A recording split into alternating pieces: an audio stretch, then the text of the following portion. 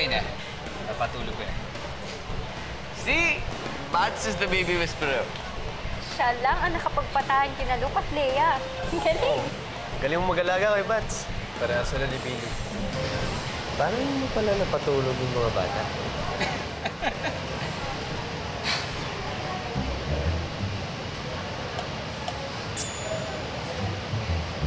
Wala kasi kayong ganito eh. Teka lang Love life muna ako. Yaya? Magyayaya ako at mag-aalaga ng bata? Kung gusto mo lang naman, part-time lang. Hanggang sa makahanap ako ng permanenteng yaya ng kambal. Wait, this is unfair. I know you just wanna hire him dahil gusto mo magpalakas kay Billy. Okay, sige. Hindi ko siya kukunin. Ikaw mag-aalaga. Ikaw magpapaligo, ikaw magpapakain, at higit sa lahat, papalitan mo yung diapers nila. Game ka? Okay, you be the yaya. Basta, Kuya Bats. Kung ikaw na yaya ng kambal, ha? Huwag mo ilalakad si Iwan kay Billy. Huwag ka mag-alala, Andoy. Walang kinalaman si Billy dito. Ako mismo magsasabi kay Bats na walang maapektuhan sa panliligaw. Ano, Bats? Payag ka ba? Yaya? Pagkatapos kong kunin lahat ng kurso dito sa Maynila at aralin at suriin ang lahat ng kaalaman tungkol doon, Yaya?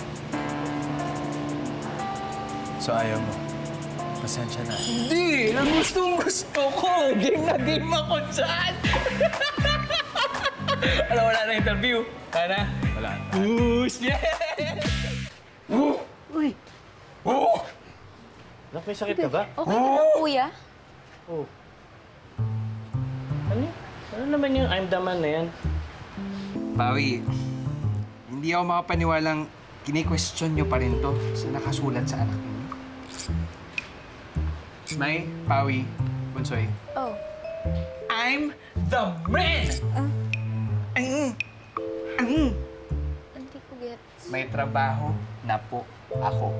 Bam! Ito pa. Isang interview lang. Pasado, kuya mo. Tapos, written exam, sabi niya, wag na. May tiwala ako sa'yo. Ganon. May trabaho ko matindi, kaya itong itawag niyo sa akin ngayon. Bats, pare, you're the man. Talaga? Ano ba yung trabaho mo? Isa. Ano po? Tagabantay nung kambal ni Yuan? Diyos ko naman, kuya. Wow! Kung maka-I'm the man ka naman, kala ko ano naman trabaho.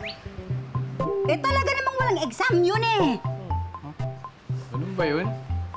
Buti na lang. Hindi ba ako may tulog pa ako? Hindi pa ako matanggap. Ikaw, tumigil ka na. Ang kapatid mo na mong problema ha. May kailangan ka malaman. Ha? Tita mo